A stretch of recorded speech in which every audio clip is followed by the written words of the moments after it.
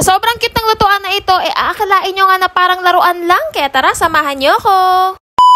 Another budol serya nga na naman tayo mga mare dahil mismong mare nyo nga nabudol dito sa napakagandang lutuan na ito. Non-stick na nga din pala ito mga mare, tapos meron itong low and high heat. O diba bongga? Kaya naman ito nga, naghanda na nga ako ng pansit canton, hotdog at itlog. Usually pag nakakita nga tayo ng ganitong lutuan, akala lang natin pwede yung mga pansit canton lang. Pero wag ka mga mare dahil dito nga pwede tayo magluto ng mga hotdog at itlog dahil nga non-stick na nga din siya. Kaya naman kung ikaw ay nag-iisa nga lang sa buhay at walang katuwang, mag-isip-isip ka na.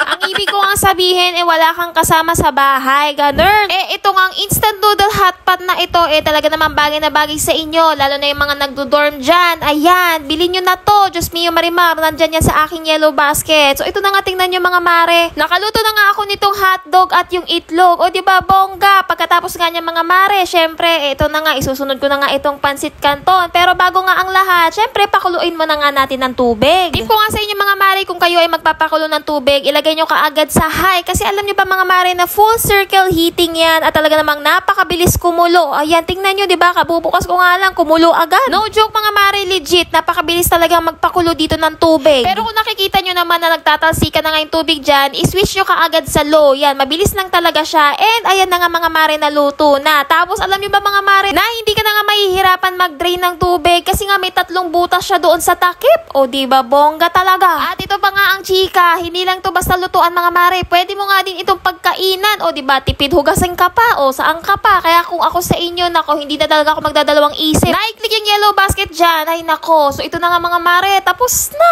ang bilis talaga. Ayan, o tingnan nyo naman, nakaluto na ako ng pansit canton, nakapagprito pa nga ako ng hotdog at itlog, all in one. So ayan mga mare, kakain na nga ako, and talagang hindi ko na nilipat kasi mga mare, pwede naman dito kumain. And alam nyo ba, ito ang pinakamatindi dito mga mare, kasi yung takip niya. O ito nga, pwede mong pagtayuan ng cellphone. O diba talaga namang napakabongga? Syempre, alam namang manonood lang kayo dyan. Syempre, magpabudol na din kayo. Nasa yellow basket yan at ilalagay ko nga sa comment section ng link. At ayun nga lang for today's video. Bye!